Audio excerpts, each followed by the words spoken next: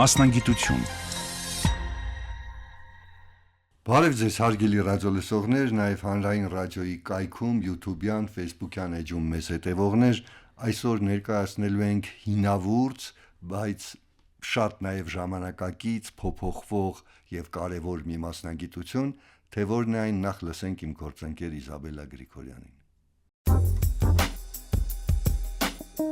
Խանութից միս, ձուկ, կաթ, պանիր կամ ձու գնելիս շատերը իրականում չեն էլ պատկերացնում, թե ինչպես են ստեղծվում այդ մթերքները։ Մինչդեռ լավ արտադրանք ստանալու հաջողության բանաձևն է բանիմաց մասնագետներ, ճիշտ խնամք եւ որակյալ անասնակեր։ Եթե համբերատար եք, հոգատար, ունեք մեծ սեր կենդանիների եւ առհասարակ գյուղատնտեսության հանդեպ, ստանալով մասնագիտական գիտելիքներ ցանկանում եք զբաղվել գյուղատնտեսական կենդանիների բուծմամբ, խնամքով, կերակրման ռեժիմի մշակմամբ եւ մթերատվության բարձրացմամբ, ապահովելով կենդանիների ճիշտ զարգացումն ու վերարտադրությունը, ինչպես նաեւ ձեռք բերել եւ կիրառել գիտական եւ տեխնոլոգիական առաջադեմ մեթոդներ, ապա անասնաբույծի օգտակար, զարգացող եւ շահավետ մասնագիտությունը նախատեսված է ձեզ համար։ Մասնագիտությունն ունի հին արմատներ, ավանդույթներ, այսօր էլ գյուղատնտեսության առաջատար եւ կարեւորագույն ոլորտներից է, որն ապահովում է մարդկանց բարեկեցությունն ու կենսամակարդակը, նպաստում սոցիալական ու տնտեսական զարգացմանը, ինչպես նաեւ անհրաժեշտ հումք է մատակարարում վերամշակող արդյունաբերությանը,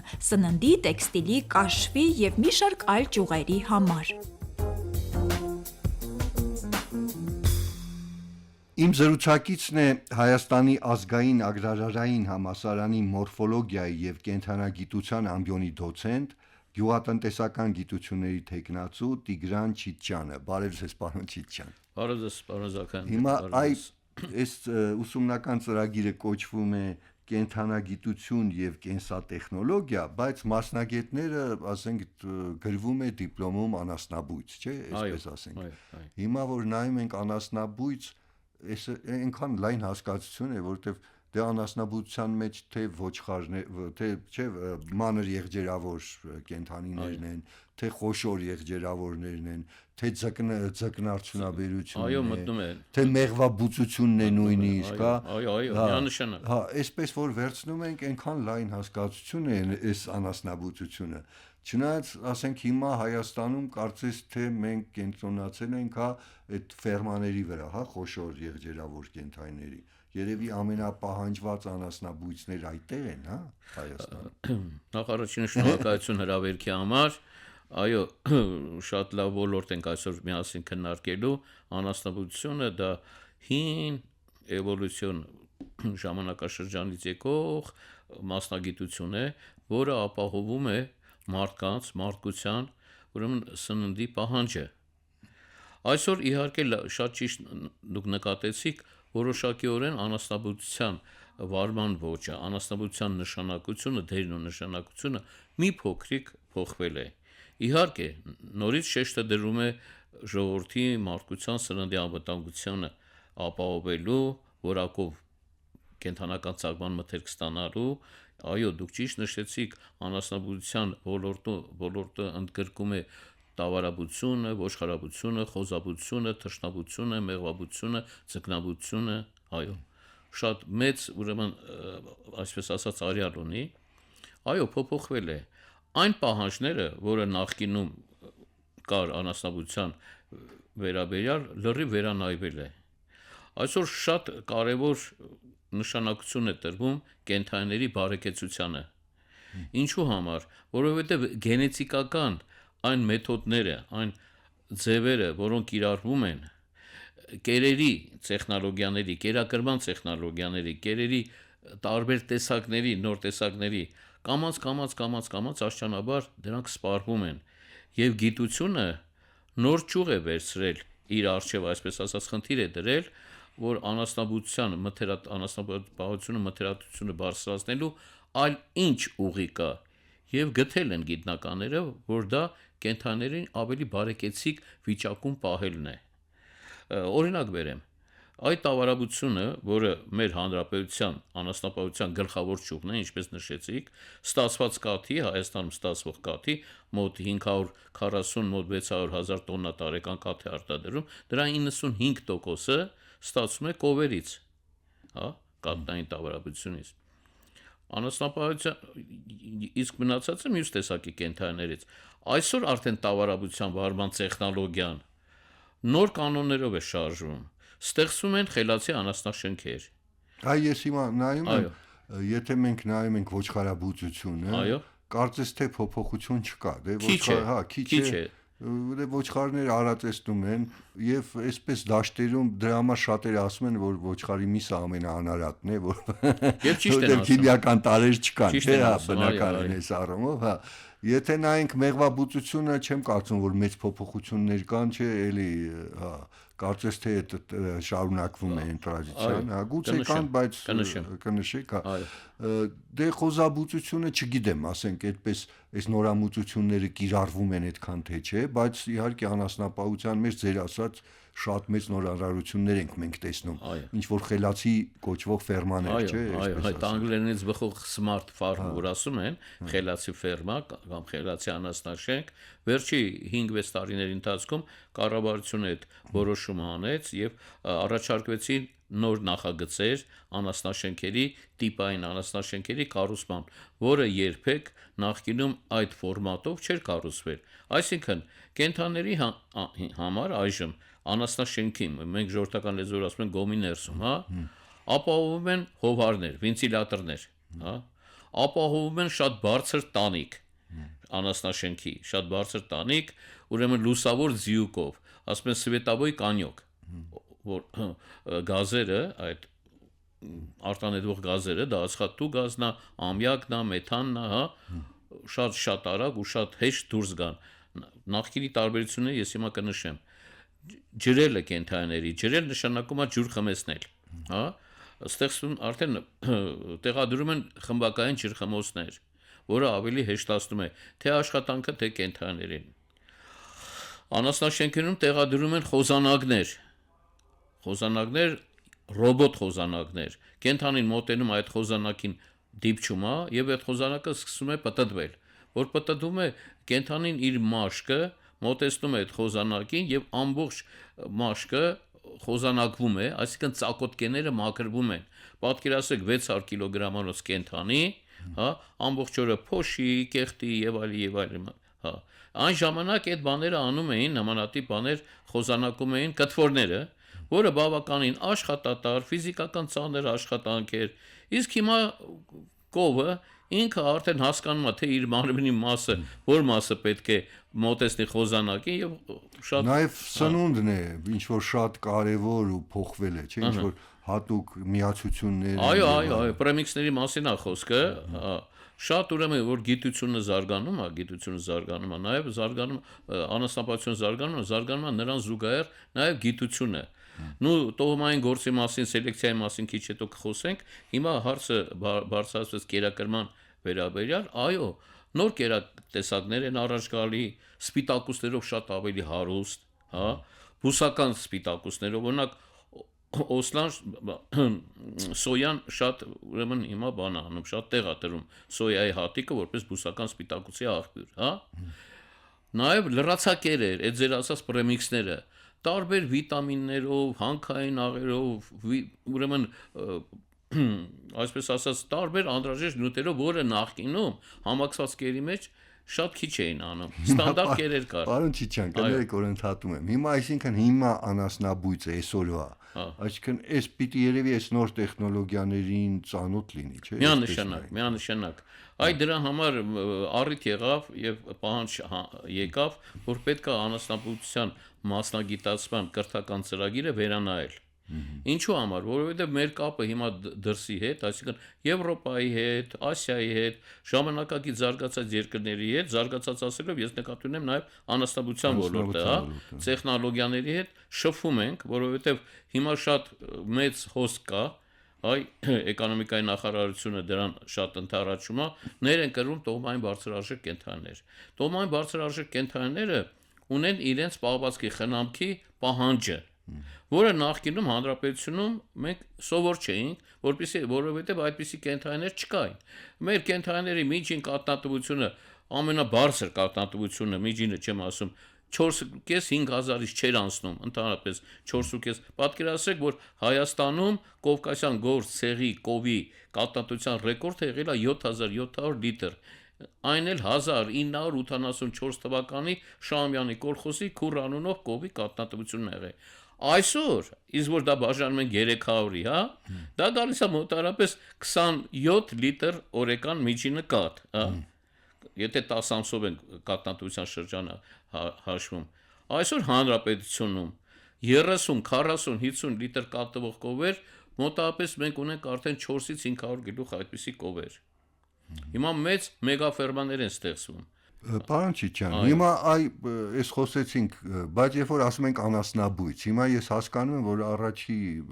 երևի ամենաանհրաժեշտը այս խոշոր եղջերավոր անասունների անասնաբույծներն են, բայց անասնաբույծ, որ ասում ենք, այնտեղ նույնիսկ ձկնարդյունաբերությունը կա, չէ՞ դա Սպეციფიკա, նա մի քիչ սպეციფիկա։ Այդ մասնագետը, որ ավարտում է ձեզ մոտ, հիմա նա ինչ որ բաժանում կա, թե նա, չգիտեմ, այդ բոլոր ուղղությունների անասնաբույծ է պատրաստում համասարանը, թե ասենք, չգիտեմ, միայն տավարաբուծության կամ ոչ։ Ես հասկացա, նեղ մասնագիտացում չկա, նեղ մասնագիտացում չկա, բայց ձեր ասած առարկաները, որոնք հետո մասնագետ են դառնում, մեղվաբույծ, ձկնաբույծ, հա, ծրագրում ներառված է բավականին մեծ ժամանակով, որովհետև գիտեք ոնց, տավարաբույծը, ոչխարաբույծը, խոզաբույծը կարելի է մի խմբի խմբավորել, չնայած այնտեղ էլ կերակրման պահվածքի տեխնոլոգիաների փոքր տարբերություններ կան, բայց ձկնաբույծն ու մեղվաբույծը արդեն ընդհանրապես տարբեր տեխնոլոգիաներ են, հա, բայց քանի որ նրանք մտնում են անասնաբույծ մասնագիտության մեջ, մենք մասնագիտական կրթական ծրագրի մեջ ավելի խորացրել ենք եւ ավելի բազմակողմանի ենք դարձրել մատուցվող նյութը։ Մատուցվող նյութը բազմակողմանի ենք դարձրել։ Այսինքն ես ուզում եմ ասել, որ կրթություն ստացած, ասենք բակալավրիատ մագիստրատուրան դեր թողնենք, ասենք որ հավատել է։ Նա կարող է աշխատել թե այնտեղ թե այստեղ, այս շատ լավ հարց եք տալիս։ Ի ուրախություն մեզ, բոլոր մասնակցությունում agrarային համալսարանի վերջի տարիներին, վերջի 3, 4, 5 տարիներն ու 20-ական թվականից սկսած գոյություն ունի արտադրական կիսամյակ, որը նախկինում չկար եւ ես գտնում եմ սխալներից մեկը դա էր։ Դե դա այդ խորհրդային ժամանակից եղած միակ թերությունն է, որ ասում էին մենք պատրաստում ենք հիանալի տեսաբաններ, բայց պրակտիկ Բայց այսօր բոլոր մասնակցությունում agrarային համալսարանի դա կլինի տեխնոլոգներ, դա կլինեն անասնաբույծներ,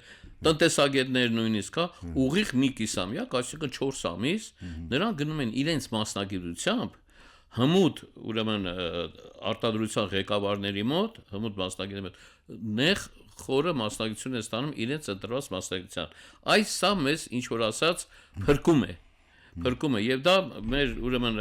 ղեկավարության, համալսարանի ղեկավարության, երևի նախարարության խելացի քայլերից մեկն էր։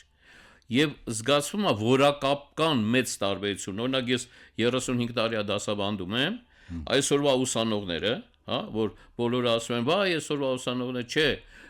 իրենց գործը սիրող, իրենց գործով հետաքրքրված ուսանողները շատ ավելի բազմակողմանի, շատ ավելի խորը գիտելիքներով են ձեր ասած բակալավրի դիպլոմը ձեռքներն առնում ու մտնում արտադրություն։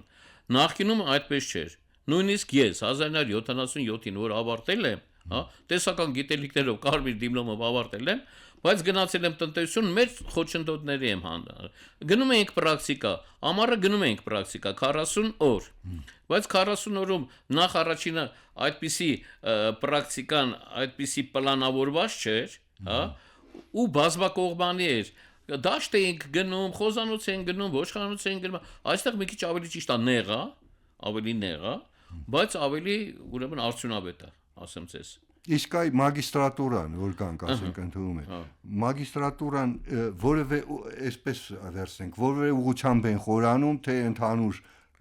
խորանում է մասնագիտությունը, որովհետև աշխարհում չէ նեղ մասնագիտացումները, ես միշտ ասում եմ, այն հարուստ երկրներում, որտեղ նաև բնակչությունն է շատ, այստեղ նաև անասունների քանակը, նեղ մասնագիտացումները ավելի շատ են։ Մեզ մոտ չգիտեմ, այդ նեղ մասնագիտացումները կան թե չէ։ Ասեմ ձեզ,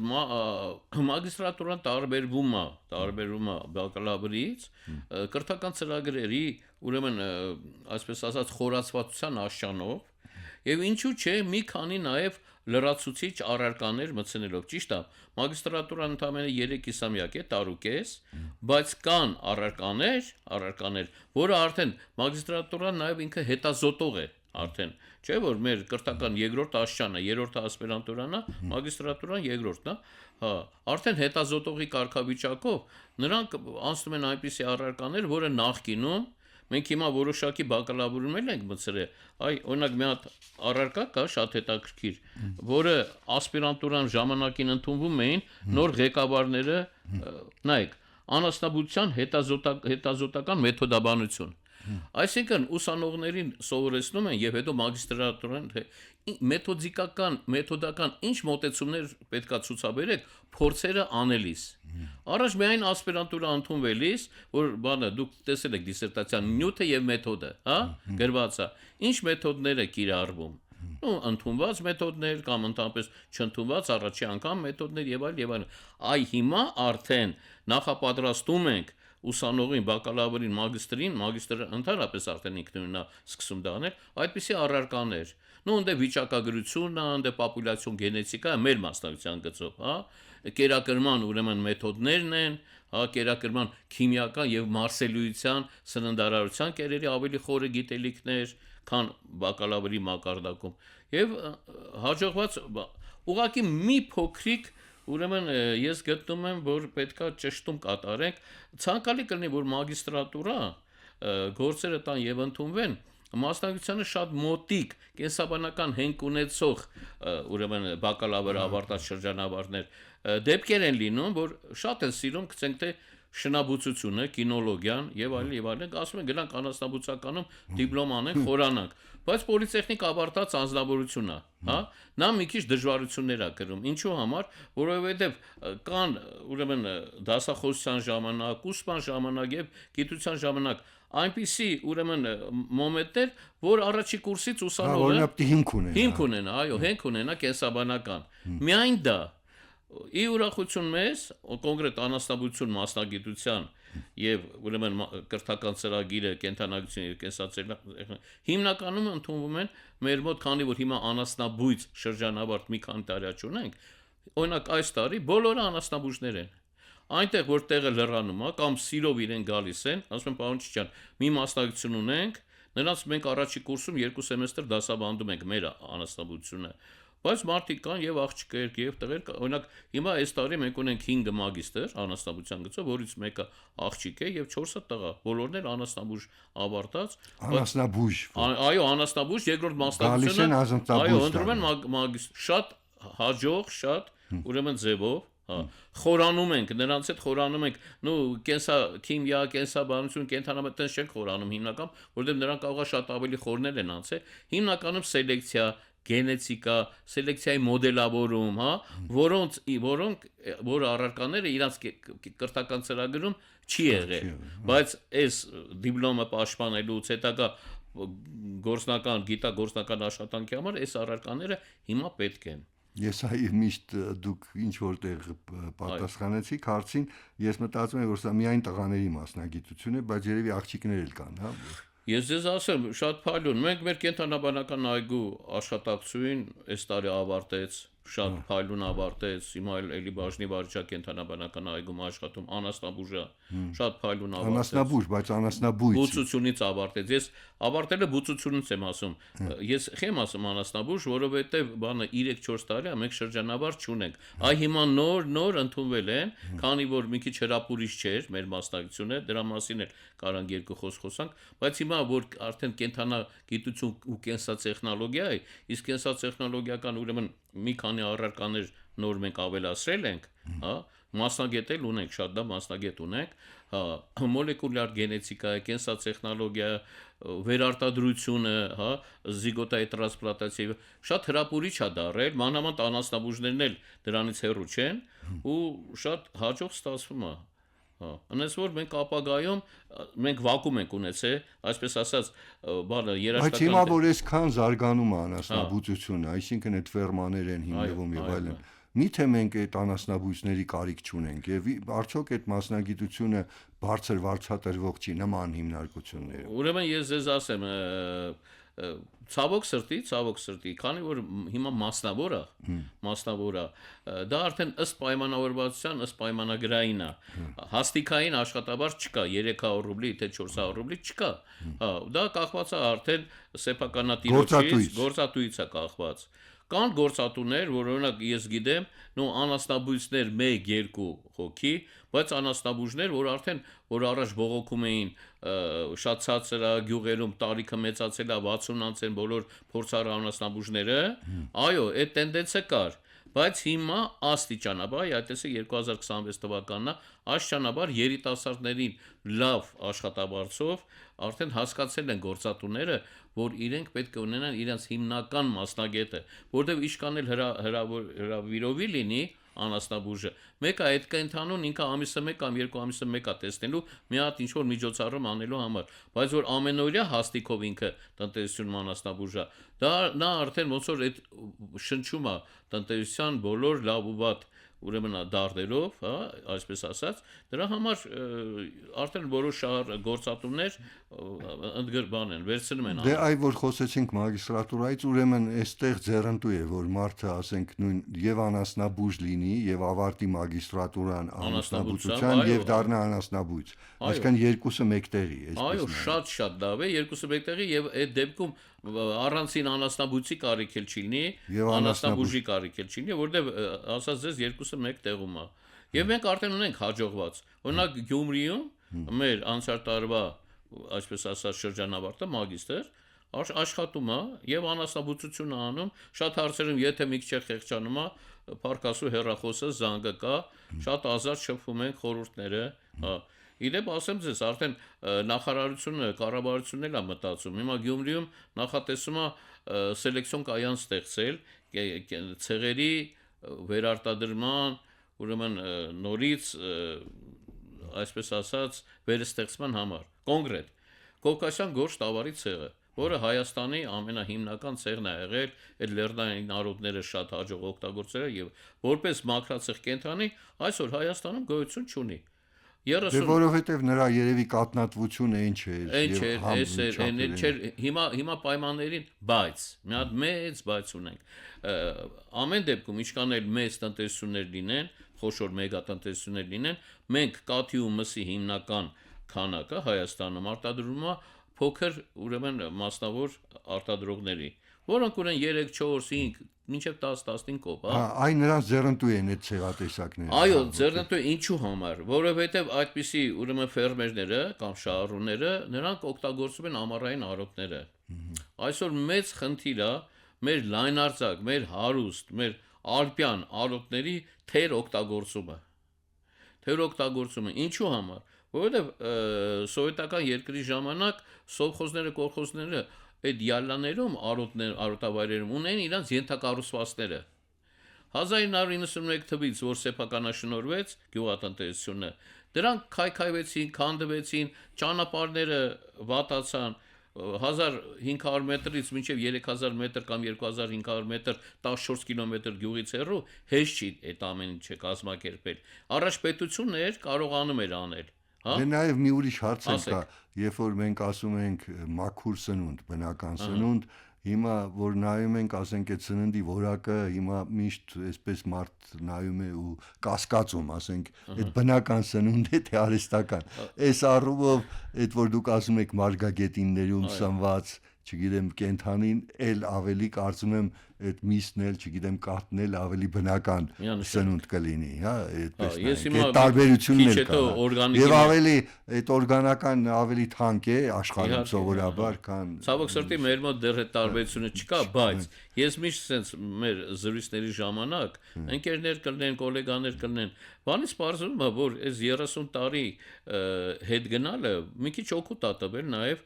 էկոլոգիական տեսակետից։ կետից ժամանակին այդ ամբողջ հողատարածքները նամանավանդ վարելահողերը արոտները շատ քիչ պարարտացվում էին հանքային պարարտանյութերով ֆոսֆորային, կալիումական, ազոտական, հա քանի որ հիմա դա թանկ է քանի որ հիմա դժվարացել է եւ ամեն շահառու ամեն ֆերմեր չի կարողանում օգտագործել ճիշտ է, արոտները արդեն ազատ են քիմիական պարարտանյութերից, հա? Բայց ալարում են նաև, ես ամեն անգամ հանդիպումների ժամանակ ասում եմ, գոնե այդ գոմաղբը, որը Աստծո կողմից տված օրգանական պարարտանյութ է, հա, որ առաջ շատ էին հոտը տհաճա, ճիշտ է, բայց ինքը շատ մեծ օգուտներ է տալիս։ Մանավանդ գոմաղբի վերամշակված տեսակ է կենսահումուսը, հա, կենսահումուսը անձրևաբորտերով վերամշակված։ Ես դրա համար ժողովրդին միշտ հանդիպումներին, ես շատ հաճախ եմ հանդիպում ֆերմերների հետ, Փառք Աստծո, կապս չեմ կտրել, միշտ ասում եմ գոմաղ, որից եւ արտանետվող բանը գազերը, հա, որովհետեւ ազոտականից, կալիումականից, ֆոսֆորականից այդ ջերմային գազերը արտանետվող, դրանք կլիմային են վնաս տալիս, ամբողջ տաքացմանն են բանանում նպաստում, չէ, քանի գնում տաքանում ավելի արագացնում են։ Դե երևի հետագայում մարդիկ կհասկանան, որ այդ սնունդը բնական չէ, ոնց ենք օրգանական ենք ասում, այո, օրգանական ենք ասում, էկոլոգիապես որը միշտ ամենաթանկն է, այո, ուրեմն հետո ժողովուրդը կհասկանա եւ կբաժանվի այդ օրգանական սնունդը մի այլ գնով կվաճառվի եւ երևի շահավետ կլինի նաեւ այն ֆերմաները, որոնք զուտ օրգանական, ասենք, սնունդ են Այո, ստեղծում։ հիմա ձեզ մի օրինակ բերեմ, շարունակենք այդ միտքը, ինչու ոչխարի միսը Հիմա այդ դուք սկզբից էլ ասացիք, որ ոչխարը համարվում է օրգանական շատ առողջ սննդամթերք։ Ճիշտ է, մի քիչ հոտ է գալիս, կանագ նամանավանդ, բույլոններ չի խմում, խաշլամայի եւ այլն, հա։ Բայց ոչխարի համար ամենանախընտրելին ու համերգն Եվ շատ ճիշտ է, այդ խելացի մարդիկ են բժշկական տեսակետից, առողջական տեսակետից, ոչխարի միսը 3 անգամ պակաս խոլեստերին է պարունակում տավարի մսից։ 5 անգամ պակաս խոլեստերին է պարունակում խոզի մսից։ Եվ ինքը իզուր չի մեր ավակները, մեր նախնիները այնքան խելացի են եղել, ճիշտ է, կարող է գրագիտություն, թվային կամ բանը հիմա այդ բանը ինչ են ChatGPT են ասում, ինչ են ասում, այդ արհեստական բանականությունից խաբար չեն եղել, բայց բնականից նրանք այնքան խելացի են եղել իրենց փորձը կյանքի, հա? Եվ ոչխարի միս են օգտագործել։ Իսկ հիմա եթե մարդիկ ասենք կան, որ ուզում են շարունակել հետո ասպիրանտուրա գնալ, չգիտեմ, դա էլ է կարևոր, որ մենք այս հարցում էլ ունենանք քննարկումներ կարևոր։ Այո, ցավոք, որ դուք մենակ չմնաք։ Մենակ ենք բնում եւ ես նոր մեր Իզաբելային ասում եմ, Իզաբելա 3-րդ տարին թե 2-րդ տարին է, լավ կլինի որ երիտասարդներ լինեն ձեր ուրեմն հարցազրույցում մասնակիցները, ցավոք սրտի, այդ հարցում, կադրային հարցում մենք հետ են գնում։ Թե անասնաբուժ լինի, թե անասնաբույծ լինի, թե լավ տեխնոլոգիաներ։ Օրինակ ագրարային համալսարանում ես ոնց որ ընդհանուր եմ նկատում մասնագիտությունում, ասեմ ձեզ, գինեգործությունն է երիտասարդանում, գինեգործ մասնագետները եւ պաշտպանում են եւ հետաքրքրվում են մի քիչ մսի տեխնոլոգները, հա, մի քիչ է։ Օրինակ մեր անասնաբուժները շատ քչանում են։ Առաջ գիտական խորհրդում տարեկան, հա, 3, 4, 5, 6 մենք պաշտպանություններ ունենք։ Այսօր արդեն մեկ պաշտպանություն որ տարեկան լինում է, հա, ուրախանում ենք։ Ասում ենք, վայ, էս էլ գիտության տեխնացու դառը։ Որակը լը թողենք մի կողմ, հա, բայց որ այդ անձնավորությունը ցկտում է ունեցել։ Իսկ բանը ուսանողներին պետք է այնպեսի մարդիկ դասավանդեն, որ գոնե գիտակրթական ու կներե գործնական փորձ ունեն։ Շատ լավ արտադրության մասնագետներ կան։ Անկամ ես մեկ ֆերմերներին որ հանդիպեմ եմ, ասում եմ, լսեք, ոչ թե ես եմ ձեզ շատ բան սովորում, ձեզնից էլ եմ սովորում, որովհետև պրակտիկան այնց է, որ կարող է կյանքում 40 տարվա մեջ 1000-ից մի անգամ մի դեպք պատահի, ֆերմերը տեսնի, բայց գիտնականը իր կոմպյուտերի առաջ նստած ոչ մի բանից խաբար չլինի։ Ինչ եմ ուզում ասեմ, բայց ուսանողներին դասավանդելու համար բուհը մնում է բուհ։ Կրթական օջախ պետքա բարձր որակի, ուրեմն որակ ունեցող դասախոսական կազմ լինի։ Ցավոք սրտի, օրինակ այսօր այնց է ստացվել, որ նույնիսկ առանց գիտական աստիճան ունեցող, իսկ գիտական աստիճան ունենալը դա ինչ որ ես ասում նրա համար, որ այդ նյութը, մեթոդիկան, բանը այդ ուղին անցած լինի, փորձ դնելու ձևը, քանակը, ինչ գլխականակ պետքա որ դեպքում ընդգրկվի եւ այլն, դրանք փոքր բաներ են, որ արտադրության աշխատող այդպես բաները իրան պետք չի, իրան պետքա ինքը ծուս ստանա, մի ստանա, կաթ ստանա, մարդը փայլուն ստանում է, բայց որ ուսանողին ու կնդրին սովորեցնի, այդպես բաներ նրան պետքա։ Պարոն Չիչյան, հիմա ես հասկանում եմ, որ մարդիկ կան, որ հնարավորություններ ունեն, գումար ունեն ու ֆերմա են ստեղծում, բայց այն լուրջ մասնագետ չեն։ Եվ բայց նաև հնարավորություն չունեն, ասենք, վարձելու, ասենք, լուրջ մասնագետ, այ նրանց համար վերապատրաստման ինչ որ դասընթացներ հնարավոր չի ստեղծել։ Ստեղծվում է։ Այ լավ բաների մասին խոսենք։ Ագրարային համալսարանը տարբեր մասնագիտությունների գծով սկսած պանրագործությունից, կուրսեր է կազմակերպում, շատ դեպքերում որոշների համար վճարովի, նույն խմբում կարող է վճարովի եկած լինի անձնավորություն, նույն խմբում կարող է անվճար լինի։ Հիմնականում, որովհետև դասախոսներ լրացուցից իր ժամանակի համար պետքա ստանա։ Բազա ունենք մենք, ուրեմն Մհուբում բազա ունենք, Բալահովիտում, ագրարային համալսարանը, մանավանդ պանրագործության գծով, անասնաբուծության գծով, կովերի կթի գծով, տեխնոլոգիաների գծով։ Այո, շատ մարդիկ գումար ունեն, առնում են այդ կենթանիներին, ներ են կրում այդ կենթանիներին գումար, հետո գալիս են լավ անասնաբուժ ենք, պարոն Չիչյան, լավ անասնաբուծ ենք ուզում։ Շատ դեպքերում մեկ անգամ, երկու անգամ, երեք անգամ ես եմ գնում խորհուրդներ տալիս եւ այլն, բայց դա մասնակի դեպքեր են լինում, դա մասնագետը պետք է տնտեսությունում լինի։ Դրա համար նախ առաջինը ես դեմ եմ, որ գումար ունեցողը մենակ իր ուժերի ու ինտերնետի վրա է հիմնվում, պետք է մասնագետի օգնությանը միշտ դիմի ու իր կողքը, չեմ ասում ձեռքի տակ, կողքը միշտ պետք է մասնագետը լինի։ Բայց մի քիչ գումարային տեսակետից բան, դե լավ, ինչա կովա էլի։ Կերաբաժինը կտանք, Չիչյանը ասելա սիլոս, համակցվածքեր, առույթի խոտ, այսքան կտանք, տալով չի էլի, որովհետև պետք է անընդհատ կենթանի օրգանիզմը ոնց որ մենք, մի օր ճնշում ունենք, մի օր չունենք, մի օր տրամադրություն ունենք, մի օր չունենք, իսկ կենթանի որ տրամադրություն չունեցավ, կենթանի կաթ չի տա։ 20 լիտրանոց կենթանի օրական 300 դրամով լիտրը նա վաճառում է 6000 դրամ, այդ օրը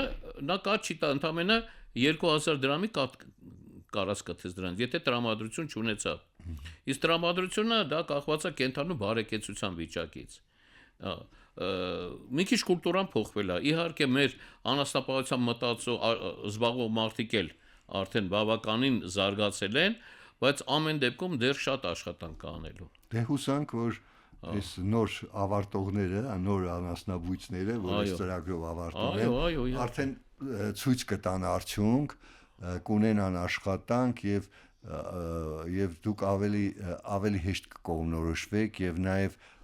մարդիկ տեսնելով այս արդյունքները կգան ձեզ մոտ սովորելու։ Միանշանակ։ Դե շնորհակալ եմ, որ եկաք։ Հիշեցնեմ, որ իմ զրուցակիցը Հայաստանի ազգային agrarային համալսարանի մորֆոլոգիայի եւ կենթանագիտության ամբիոնի դոցենտ, գյուղատնտեսական գիտությունների թեկնածու Տիգրան Չիչյանն էր, նրա հետ զրուցեց Ստեփան Զաքարյանը, կհանդիպենք։